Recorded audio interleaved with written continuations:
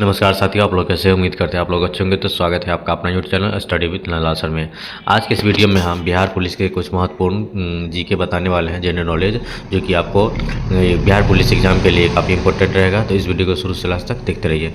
Channel पर नहीं तो चैनल को सब्सक्राइब कर लीजिए, बेल आइकन को दबाइए ताकि आने वाली वीडियो सबसे पहले आप तक पहुँचे।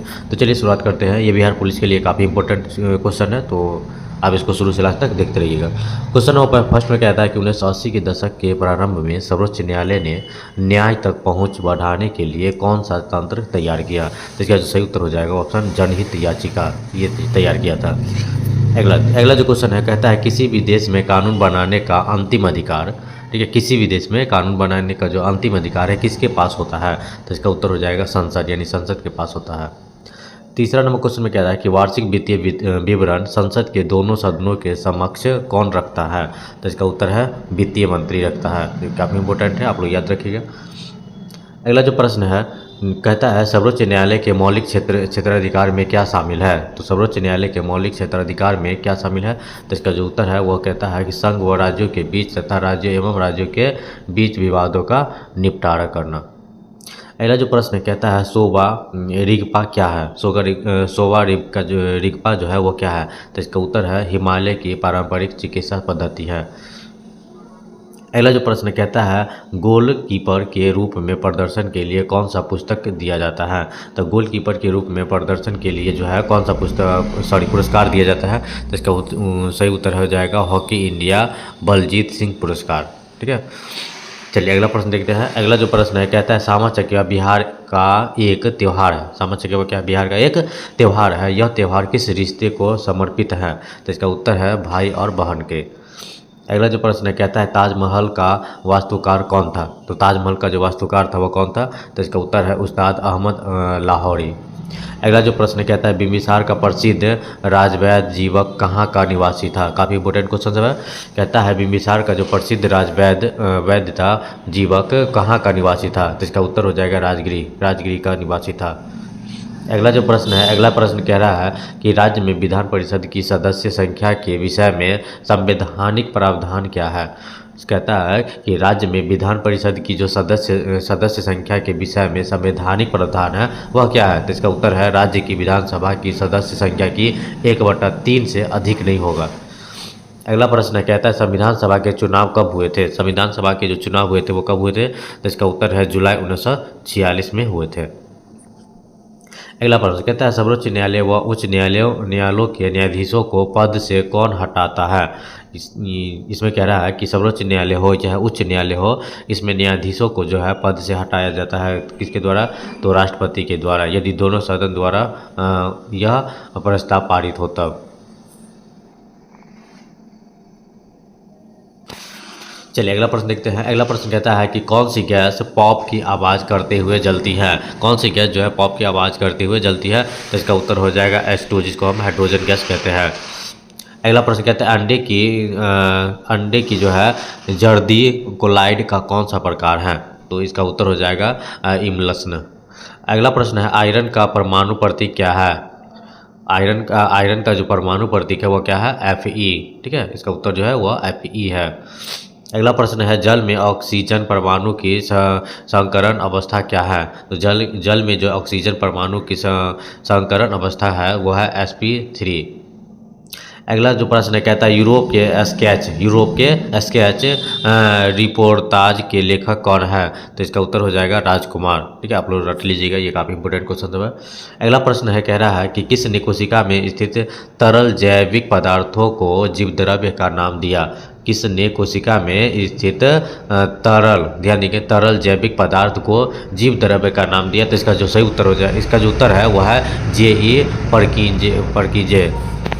अगला प्रश्न है, ध्यान देंगे, अगला प्रश्न जो है वह है अगला प्रश्न कहता है कि कौन सा सरल अस्थायी उत्पादक भागों को, ठीक है, यांत्रिक शक्ति प्रदान करता है। तो इसका उत्तर हो जाएगा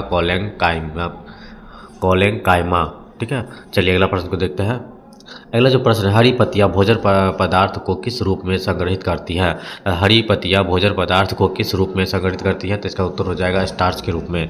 अगला प्रश्न है, वोट देने वाले मतदाताओं के लिए किस स्याही का प्रयोग किया जाता है? तो जब वोट हम लोग देते हैं, ठीक है, वोट देने का मतलब करके किस स्याही, उसमें जो स्याही लगाया जाता है किस का प्रयोग किया जाता है? तो सिल्वर नाइट्रेट केमिकल मुक्त स्याही किया जाता है, ठीक है, इसका यूज किया जाता है। चलिए अगला प्रश्न को देखते हैं। अगला जो प्रश्न कहता है, सूचना का अधिकार अधिनियम कब पारित हुआ? काफ़ी इंपॉर्टेंट क्वेश्चन है। सूचना का अधिकार अधिनियम जो है वो कब पारित हुआ? आप लोग इसको नोट कर लेंगे, 2005 में, जो काफ़ी इंपॉर्टेंट है। अगला प्रश्न है, संयुक्त राष्ट्र द्वारा किस वर्ष को अंतर्राष्ट्रीय मोटा अनाज वर्ष घोषित किया गया? अंतर्राष्ट्रीय मोटा अनाज वर्ष घोषित किया गया, तो इसका उत्तर हो जाएगा 2023 में। अगला प्रश्न है,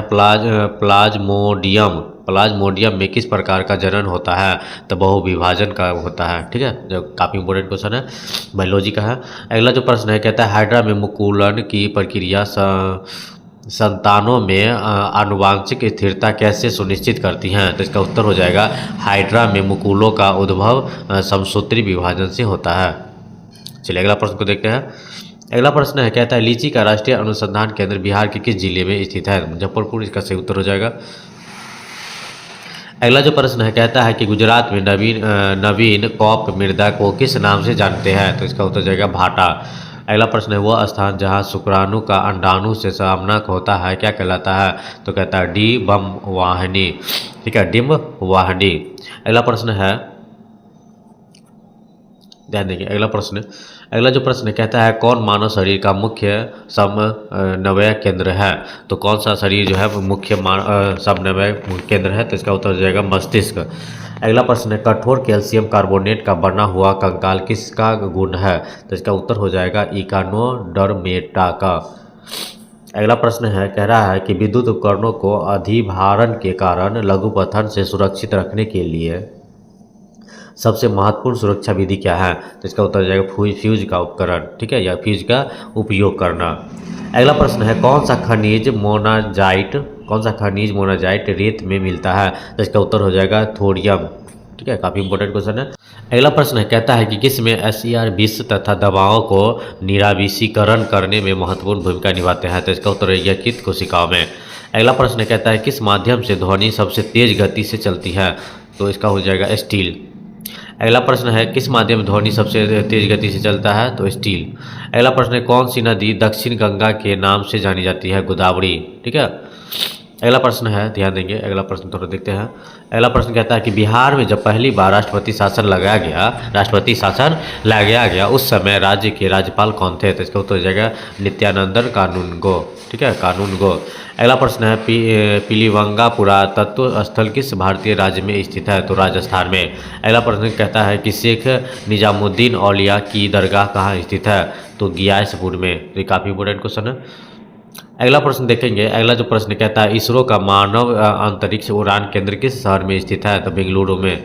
अगला प्रश्न है, कहता है टेनिस कोर्ट में 20 जून 1789 को जमा हुए तीसरे स्टेट का नेतृत्व किसने किया था? तो इसका उत्तर जाएगा मिराबोयो और आबेसिए। अगला प्रश्न है, हेनरी कोट के किस आविष्कार से शुद्ध और अच्छा लोहा बनाना संभव हुआ? तो इसका उत्तर हो जाएगा पडलिंग, ठीक है, संडोलन का।